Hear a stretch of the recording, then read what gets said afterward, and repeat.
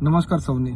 જે થોડા દિવસ પહેલા અતિ ભારે વરસાદ આવ્યો, કમોસમી વરસાદ આવ્યો, એના કારણે દક્ષિણ ગુજરાત અને ખાસ કરીને વલસાડ ડાંગ લોકસભા અંતર્ગત વલસાડ જિલ્લો, નવસારી જિલ્લો અને ડાંગ જિલ્લામાં મોટી તબાહી બી સર્જાઈ છે અને જે ડાંગરનો પાક છે એમાં મોટા પાયે નુકસાન થયું છે અને જે અમારા નાના ખેડૂતો છે એને વધારે નુકસાન ભોગવવાનો વારો આવ્યો છે અને અમારી ભારતીય જનતા પાર્ટીની રાજ્ય સરકાર અને કેન્દ્ર સરકાર હંમેશા ખેડૂતોની સાથે રહી છે। આગળ પણ જ્યારે આવી રીતના કમોસમી વરસાદ આવ્યો છે ત્યારે અમારી સરકાર સહાયરૂપ બની છે।